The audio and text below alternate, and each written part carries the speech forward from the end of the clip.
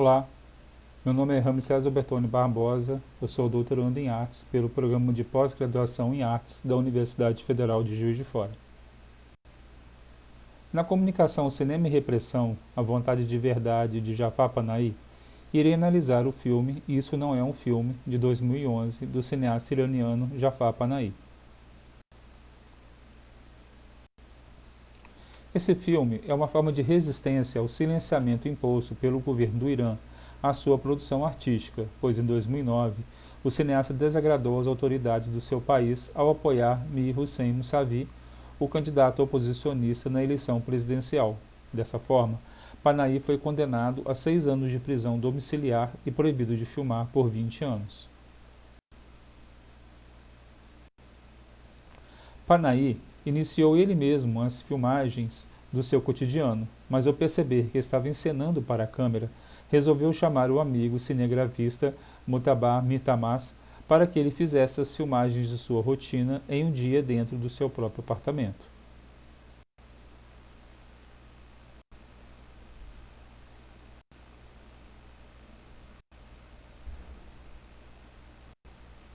Panahi se encontra sozinho em seu apartamento e em raros momentos tem a presença ocasional do iguana de sua filha, a visita de uma vizinha e seu cão de estimação e o primo zelador do prédio, que aparece por acaso no final do filme, fazendo um serviço de limpeza.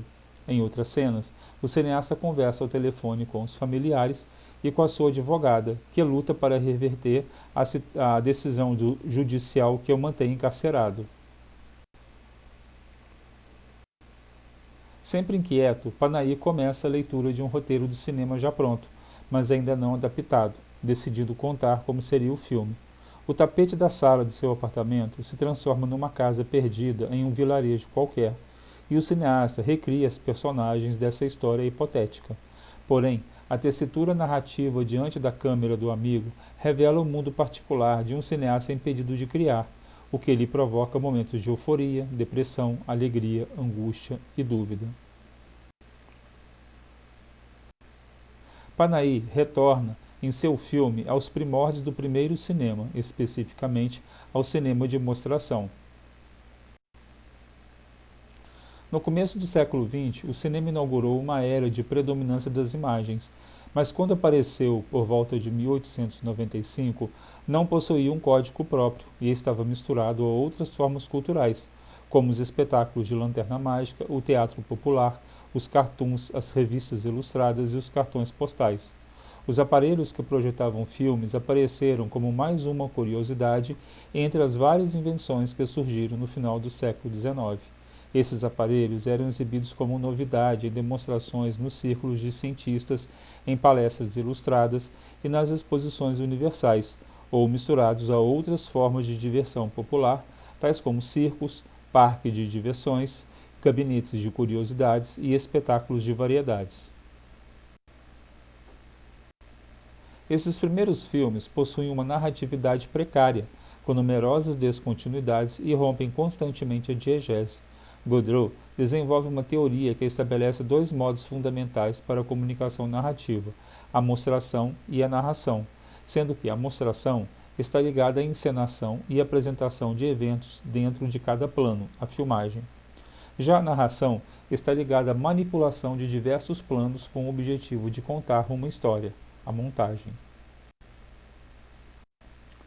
Enquanto a mostração estaria ligada ao relato cênico, baseado na diegese mimética, a narração estaria ligada ao relato escritural e à figura tradicional do narrador, seria a diegese simples.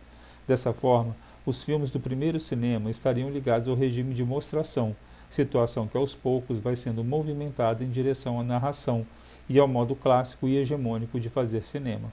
É preciso ressaltar que o processo fílmico implica diversas formas de significado, como a encenação, o enquadramento e o encadeamento.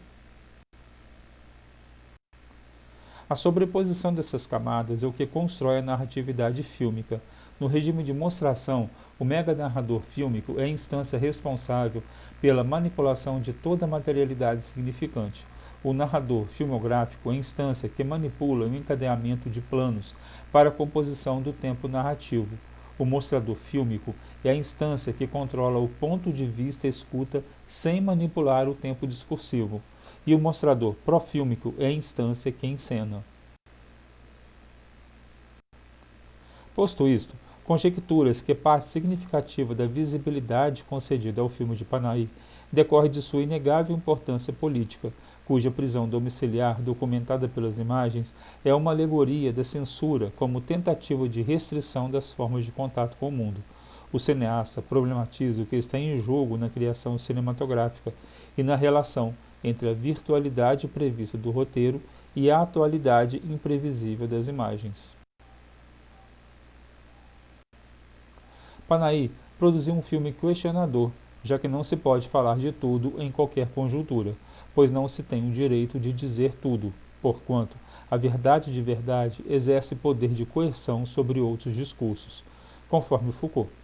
A produção de discursos em qualquer sociedade é controlada com o desígnio de conjurar-lhe os poderes e os perigos, enfraquecendo a eficácia de eventos incontroláveis no intuito de ocultar as forças que materializam a constituição social. Dessa forma, para que a vontade de verdade seja exercida satisfatoriamente, são utilizados, portanto, procedimentos externos e internos ao discurso. Enquanto os procedimentos externos ao discurso limitam a produção de discursos, interditando a palavra e definindo o que pode ser dito ou não dito em cada circunstância, através do tabu do objeto e do direito privilegiado ou exclusivo de quem fala, os procedimentos internos ao discurso possuem a função de classificar, ordenar e ditar sua distribuição. De acordo com Foucault, a liberdade não é uma essência, mas um elemento estratégico para a própria existência de relações de poder, um componente fundamental ao seu exercício.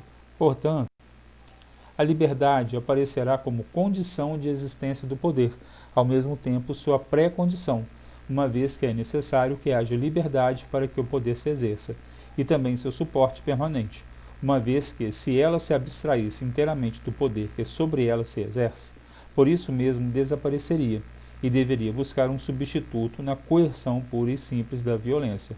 Porém, ela aparece também como aquilo que só poderá se opor a um exercício de poder que tende, enfim, a determiná-la inteiramente.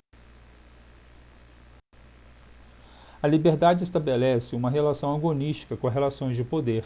Ela o desestabiliza, interrompe-o, provoca-lhe alterações. Por conseguinte, Panahi, em seu filme desafiador, tem consciência que as lutas deparam-se com o risco, sempre presente na relação de poder, porque em seus mecanismos o poder é infinito, mas não todo poderoso. Por isso, ao poder é sempre preciso opor as leis intransponíveis e os direitos sem restrições. Se o poder só existe em ato, a liberdade também só se constrói da mesma forma, pois a ação das relações de poder pressupõe a liberdade, a ação de sujeitos livres. A analítica Foucaultiana introduz a liberdade como um imperativo das relações de poder. Por isso, a relação de poder e a insubmissão da liberdade não podem ser apartadas, pois no cerne da relação de poder encontra-se a recalcitrância do querer e a intransigência da liberdade. Nesse filme, Panahi assume, dessa forma, o caráter de experiência e de vivência da liberdade a partir do que filma, provocando o poder do Estado, haja vista que a liberdade é vida ética de constituição de si e do mundo. Merci, obrigado.